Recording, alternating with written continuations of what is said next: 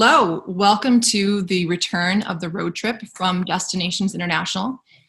My name's Timothy Axtell. I'm from Arrivalist, and today I've brought some of the most data-driven destination marketers in the country together. We're going to explore how the means of travel are changing and how destinations are paying attention to new metrics during the crisis and the recovery.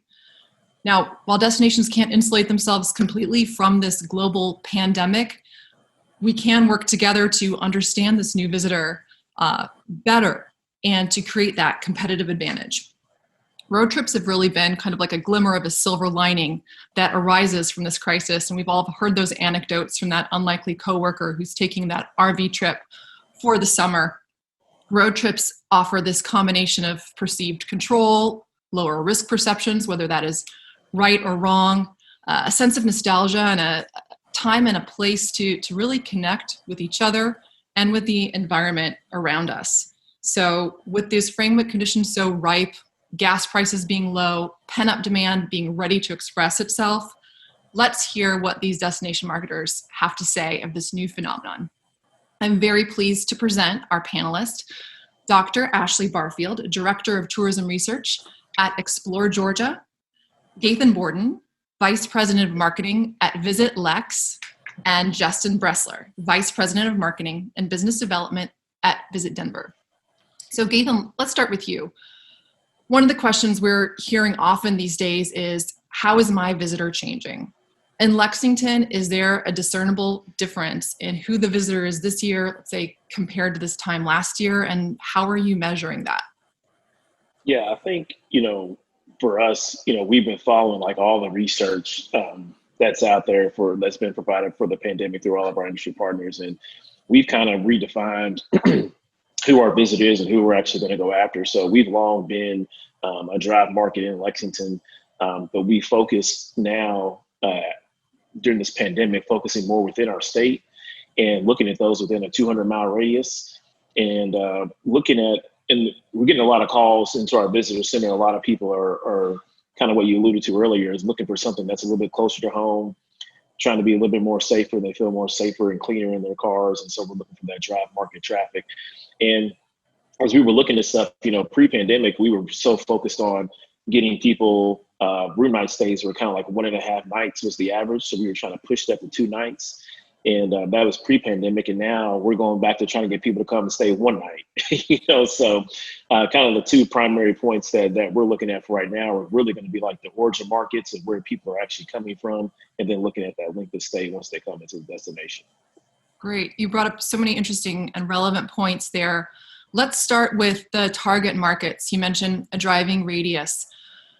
As consumers are shifting from fly to drive, we hear them say, I want to stay in my region, but I'm willing to drive a little further than I did in the past.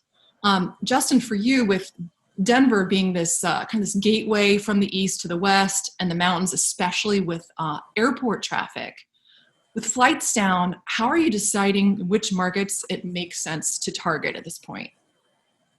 Well, Denver's always been a little bit of an interesting study because we do have a really strong regional traffic. We're the largest city in about 500 or 600 miles. And so for a big portion of the Mountain West, we are kind of the big city. And then during the summer, we have also always targeted long haul destinations. And in recent years, have also had a national campaign to try to bring people from the coast as well. We've kind of employed an approach just like Gaithan, where we are looking to our in-state visitors as well as to our regional customers, and then some very, very select. As a matter of fact, I can not just count them on one hand, I can count them on one finger. We are doing sort of traditional target market advertising, and that is in Chicago because they do have such a strong track record of visiting the city. They do have good lift airline-wise, relatively speaking, but it's a straight shot down a couple of major highways, and so it's a fairly easy market to target and have a good affinity for this.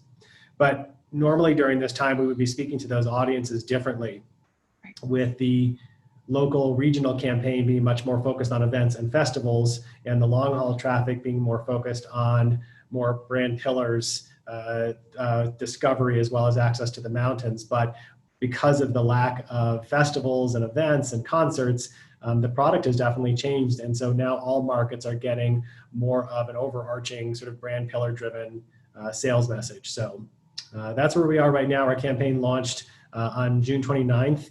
And I'm sure we'll get to a point where I can speak to how that came together. Oh, great. Really interesting to hear about Chicago and how you selected that market to stay in market with your message. Ashley, so, Explore Georgia, of course, long before the global pandemic had this strategy to encourage in-state trips, even day trips.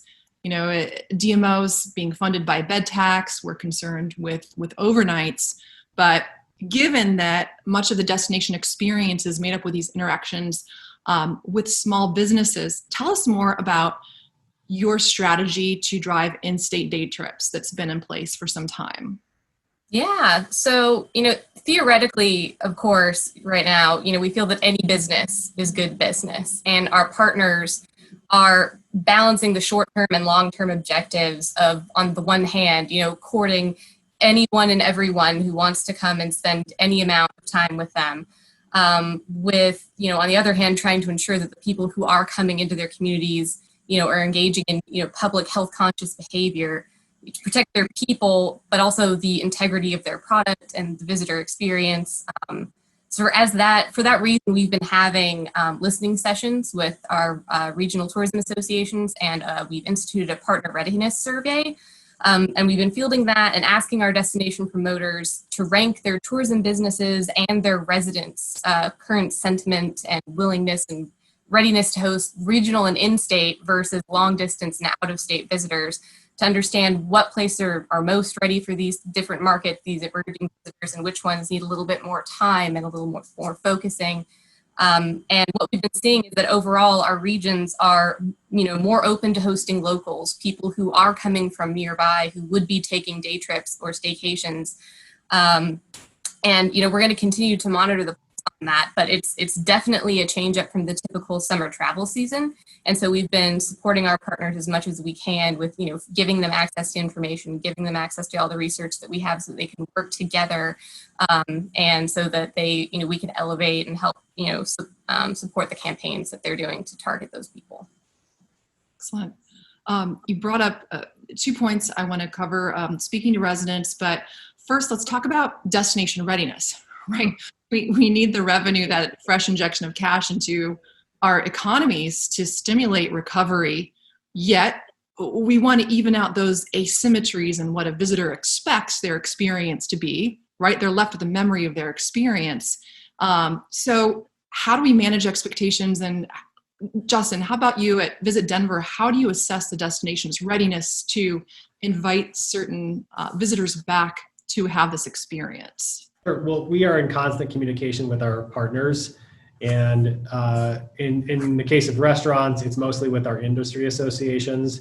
And in the case of our large culturals, it's directly with them to understand what part of their product is online or offline, whether planned exhibitions are happening. So for instance, the Denver Art Museum here had delayed the opening of a really wonderful Norman Rockwell exhibition, and they were able to actually put that live last week. But I remember my first conversation with them, and I'm like, we're gonna launch a campaign. We can't wait to bring business back. And they're like, whoa there, like, let us figure out how to get people in the building first. And so it was a nice reminder and a wake up call for me that, and it's not that they didn't want the business. I'm being a little bit, hyperbolic there, but they're like, we definitely need some time to be open and see that and make sure that we can actually deliver on this promise of a safe visit that is as meaningful as it would be during normal times.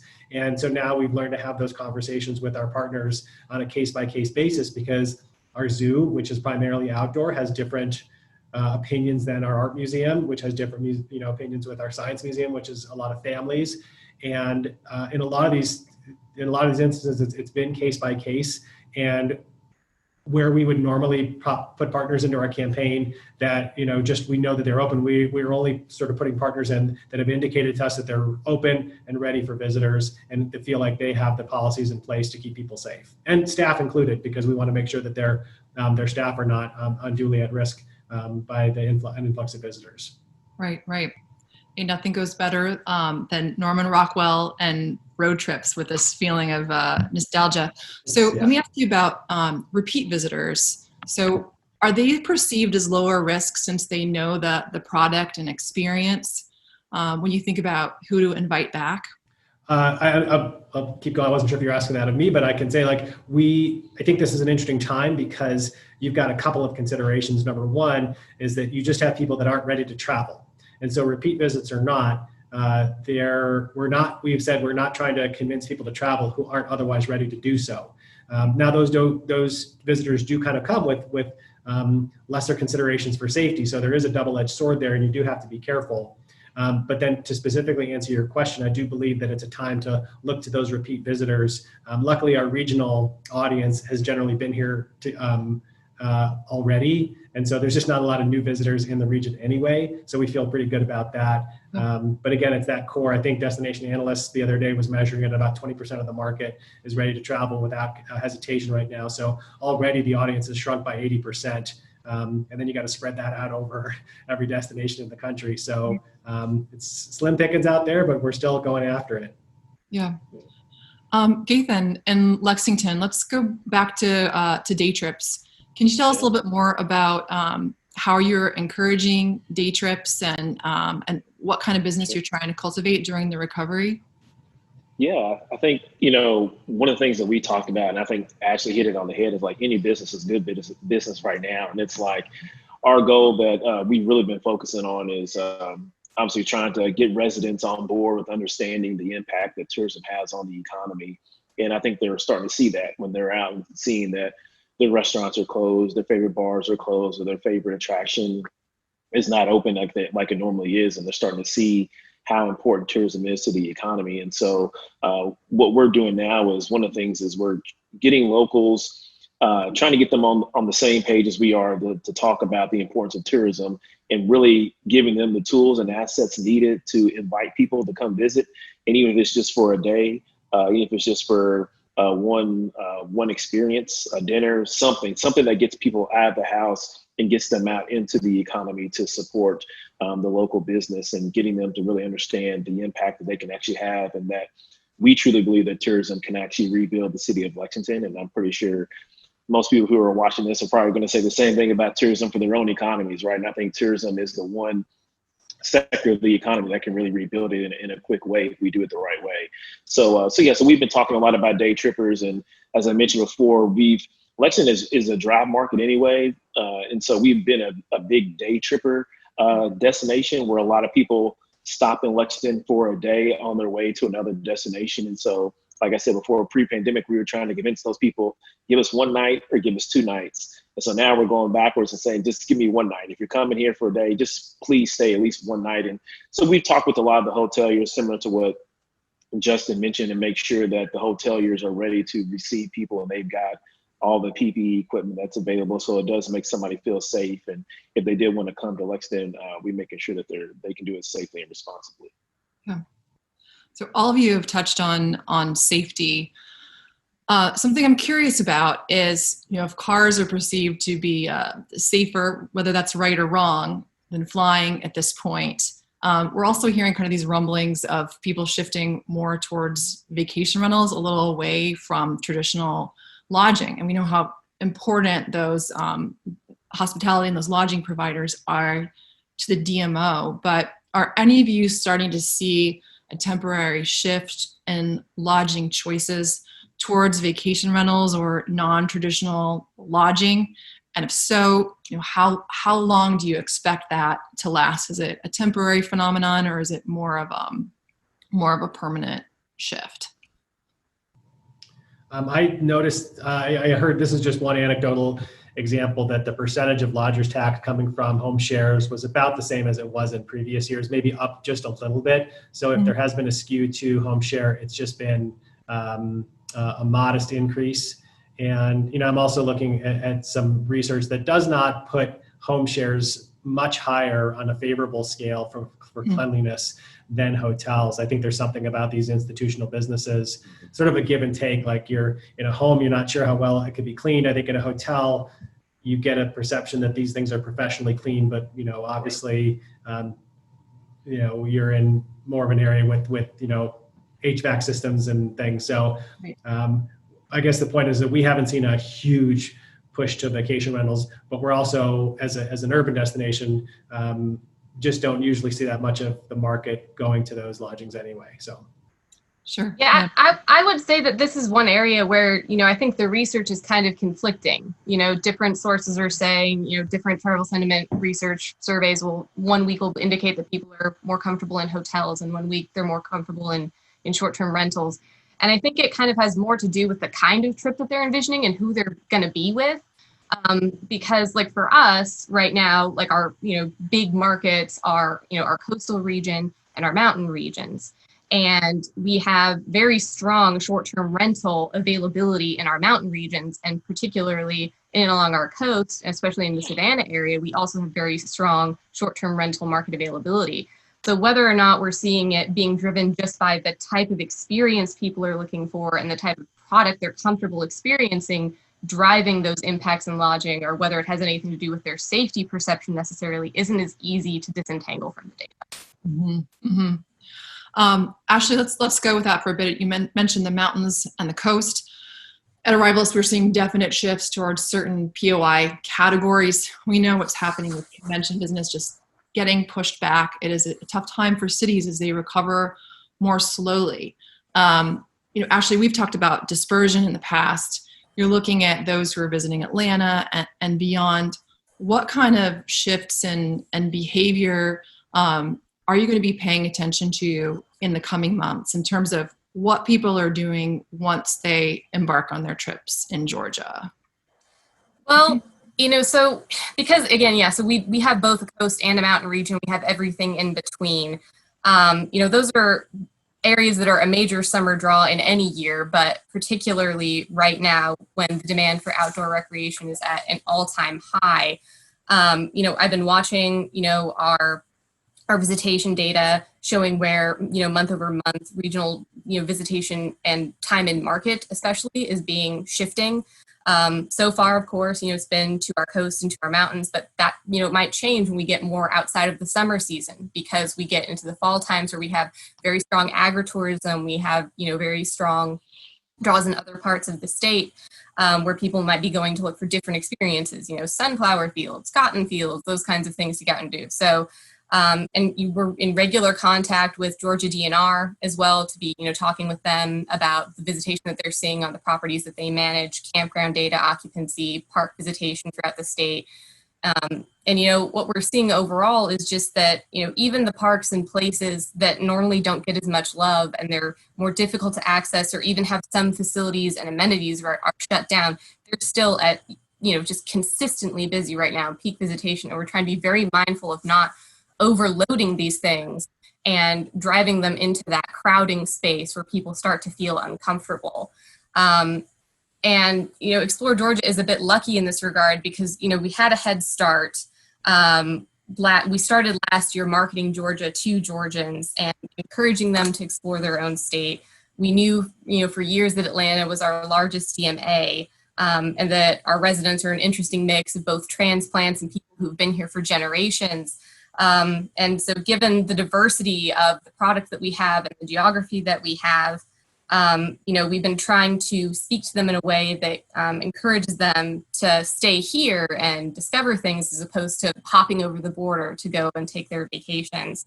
So the pandemic was less jarring of a pivot for us in that regard. But what's new is seizing the opportunity to talk about our smaller, less iconic, more off the beaten path offerings, because we're hoping that those hidden gems that we're developing more time and like shining a light on and developing content and focus on, that those are going to be things that will create fond memories and these, recollection of a good tourism experience when everything else in the world was, negative for them, so that in the future, they have this perception of safety and trust that they'll carry forward and share with their families and their friends over time. And maybe that person who was a day tripper and just a local resident coming over for an afternoon is going to turn into a return visitor that's going to explore longer, stay longer, do more things.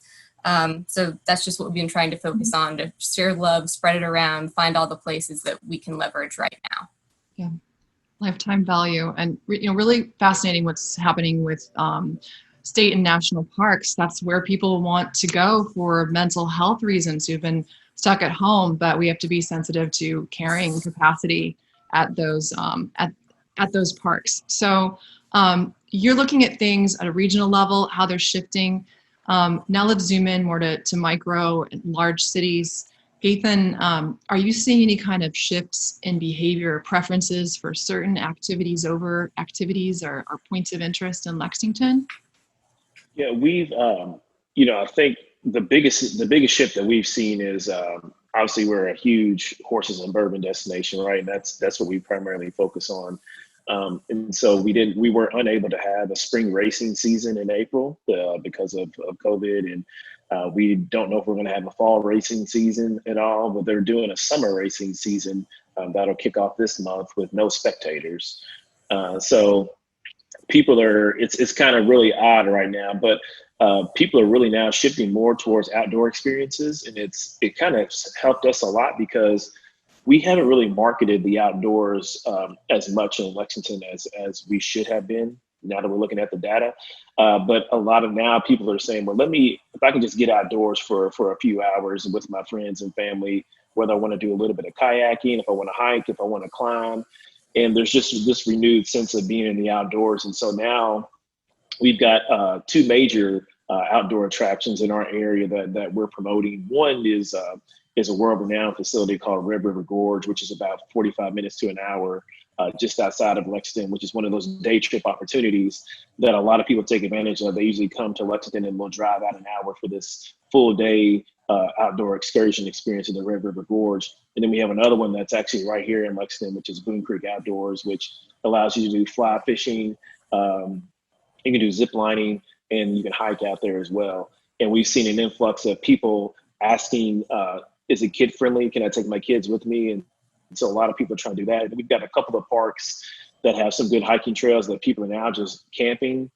Cooking outdoors has been a huge influx of people doing outdoor cooking now. And so they're doing that with their family and their kids. For us, the shift that we've seen is a lot more people are getting more in outdoors now because frankly, everything else is closed and they're trying to find, something else to do. And I think that, so we've been measuring kind of like the traffic that our outdoor attractions are actually getting and kind of listening to what people are saying about getting outdoors and kind of using that to help make some decisions going forward.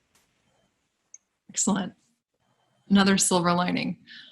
You brought up something that really bears discussion, events, and this idea of the spectator-less event. Justin, you did mention earlier that with your regional marketing, a lot of it has been event-driven. And you're kind of like one of our pioneers for looking at those dynamics between locals and non-locals at events. Are there any plans to continue events, or is that analysis of locals versus non applicable to the recovery overall? We are going to be doing a local metro area campaign starting in August. We're still defining it because we want to make sure we hit the right note. A lot of the places that we're talking about for visitors, they're already advertising to locals, so we don't want to come over the top of that. But yeah, the event business is it sort of can be a driver. I think a lot of times, there's a few events that every city has that are probably drivers into their market and generating longer stays. In Denver, one of the big ones here is Red Rocks that has a summer concert series, 1.3 million tickets sold per year, about a third of those to out-of-towners. And so Red Rocks usually puts about, 400,000, 500,000 people into the market every year. And that's, notwithstanding people who are buying tickets for friends that are coming in. So that number is probably a lot higher. So cities have to learn to do without. We don't have events quite like Gaithan's, like with horse racing, where they're happening without spectators. And so again, I'm calling this like the back to basics recovery for all of our markets. As it comes to locals, we are going to try a staycation message that we really haven't done in so many words in the past and see if we can't get people into hotels just to get out. Like we were talking about Airbnb, the one thing that I keep thinking of is like every time I go to a hotel with my family, the first thing I want to know is does it have a pool? And not a lot of Airbnbs do. That is outside of the resort markets, obviously, where those VRBO type rentals probably have them. So we're gonna learn the staycation market really quickly here and see if it works. Just to get people comfortable with coming back out of their homes. But obviously, the second wave, or depending on how you look at it, the continuation of the first wave of infections and the rising caseloads, I think, is just made everybody a lot more leery. So what was already a pretty slim pool or shallow pool is getting even shallower, to keep up the pool metaphor. Yeah. All right, I'm going to throw you all a crazy tangent, but right now states are talking about the back to school plans, and you've seen a lot of them. They're heavy on distance learning or e-learning. Any possibility of the nomadic family who travels around on a perpetual road trip, educating their kids? This is pretty, wild tangent, but do you see any possibility there? Anyone? I haven't talked about it yet, but maybe we will now. Way too niche. Well, I was thinking, it was funny. I was actually watching a press conference earlier today, and they were talking about just kids getting back to school. And I just started thinking about this whole, NTI stuff. And obviously I've been home for the last 3 months before I came to the office this week. And I'm like, man, I'm still getting everything done while I'm at home. And I'm sure there's got to be a way for kids to get things done while they're at home too. Our kids did it the last few months of the school season this year. And so I started thinking, well, when our kids are taking field trips and they've been out of school, let's say if our daughter went to like a cheerleading competition in Orlando, she was able to write a paper about what she learned about in Orlando and turned it in for credit towards schoolwork, learning about Florida, learning about different animals around the experience there. And so you bring up a good point. There could be an opportunity there where if somebody does become nomadic, if that school allows them to do work into which you travel around and you're learning history as you're traveling around, and it becomes like work on the go. That could be an interesting take on how you educate kids without actually having them in school for the school year. Travel's the best education, right? As we see these negative forces from COVID, safety, negative epidemiological forces, you do see these positive externalities popping up in these behaviors. While you have a lot of day trippers, there could be people who are potentially working from home, which means these days, if you have an internet connection, you can work from anywhere in your destination. So for all the negatives that DMOs are contending with, they are also really finding some of these positives. I want to go back to Ashley and this discussion of dispersion. You brought up some really relevant points here, especially state destinations. In terms of sustainability, we're thinking about people going beyond the known product and exploring just a little bit more, maybe staying a little bit longer.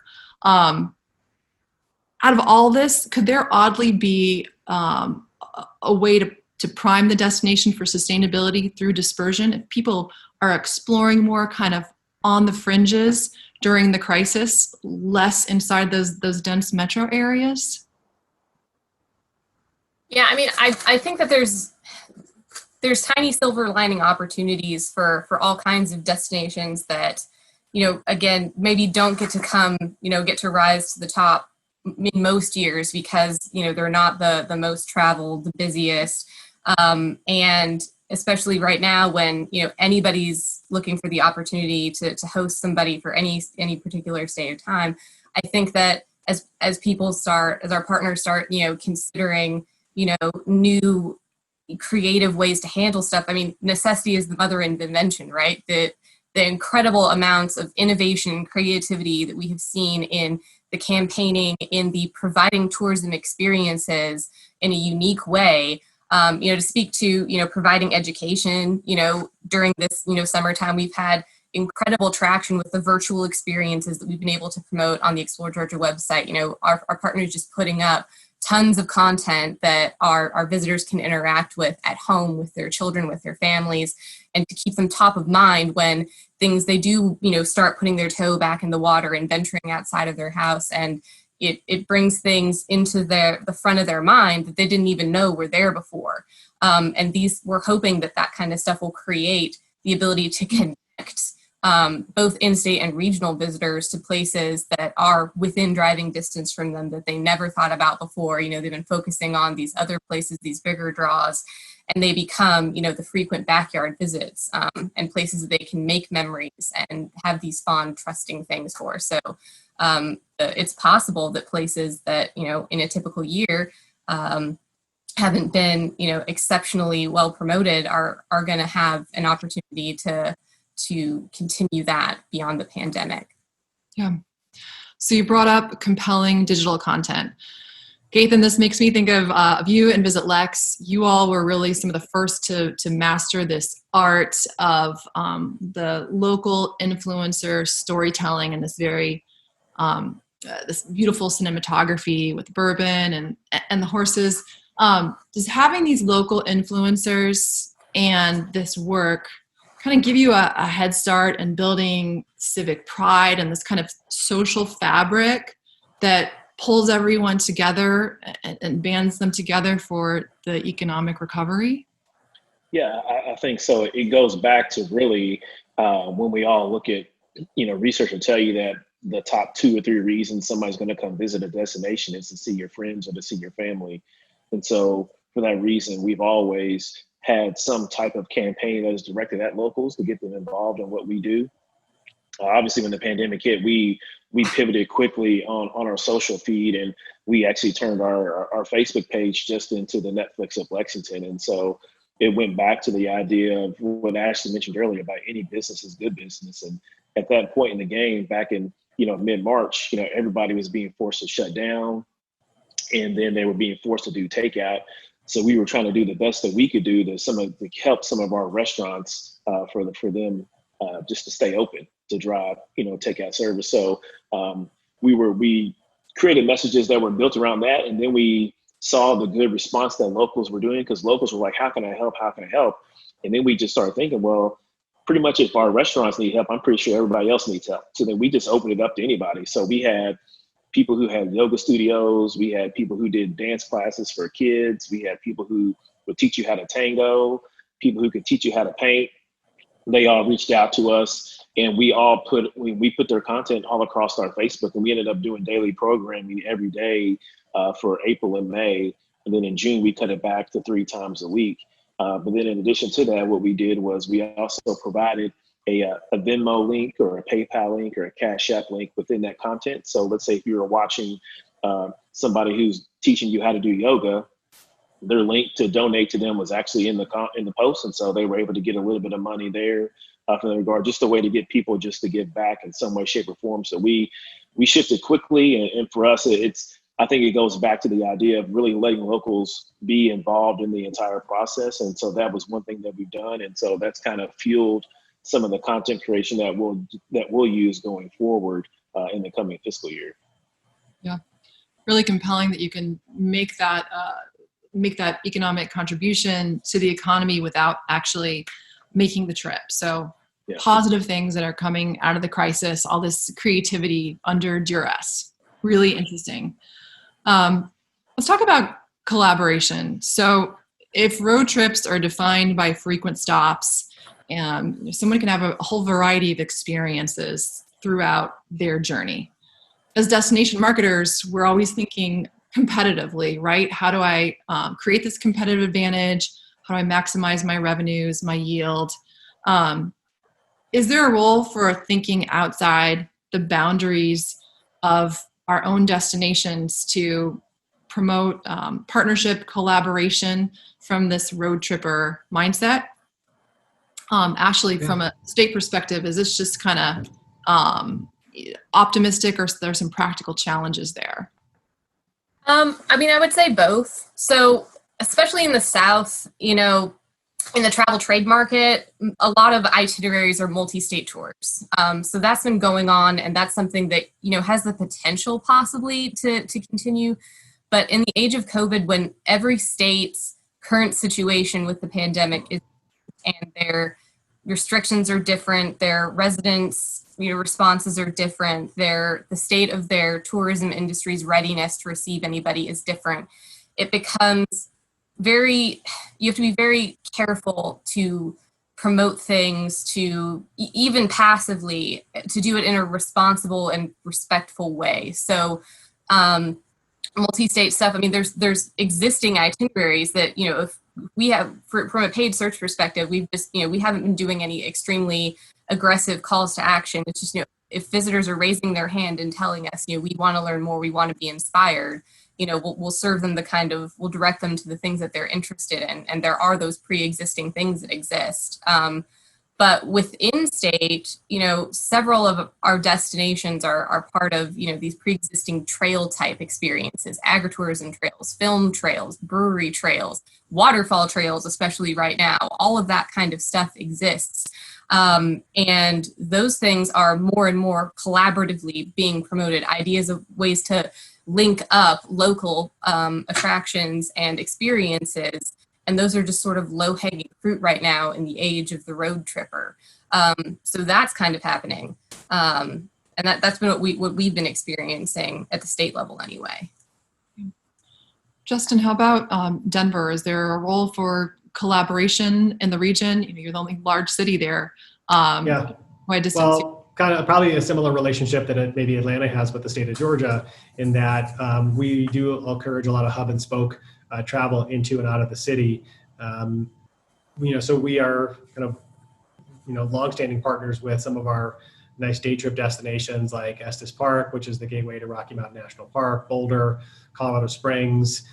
Once you get, too far into the high country, it's unlikely that you'll come back for the night. But we also get that, people typically come to Denver and Colorado in the summer and go to at least 2 destinations. The average trip length can be 6 or 7 days, but we're only getting about 3 of that in Denver. So we don't know yet what that looks like right now. We're still sort of getting that information, but I think it stands to reason that the same kind of partners that we were working with prior to the pandemic are the same kind of places that people are interested in going now, because there are so many great outdoor amenities within a couple hours drive of the city. Colorado Tourism Office has done a really nice job creating some of those road trips and encouraging people to travel through the state. They're also working on a dispersion strategy, similar to, sounds like, what Georgia is doing as well. But then again, this is also a time when those resort markets that, 12 months ago were complaining about overcrowding, and now they're like, how many more people can you send up my way? And those are the places that have gotten creative and closing down Main Street and Breckenridge, for dining and pedestrian access, and something we're also doing here in Denver with some of our sort of signature dining streets. So there is definitely a premium on creativity and partnership right now. Fantastic. I was going to add that I think one of the things that we were talking about is, within Kentucky, there's like this Midwest coalition of states. So there's Kentucky, forgive me if I miss one, but Illinois, Ohio, Michigan, and Wisconsin have formed this Midwest coalition where the governors during this whole pandemic were all talking amongst each other, making sure that they're all following the same protocols for opening up. And so for us, when we're looking now at a phase 2 of what our marketing strategy looks like, we are looking at some type of road trip that would include those kinds of states. And it's simply based on the fact that our governor says the same thing that your governor says.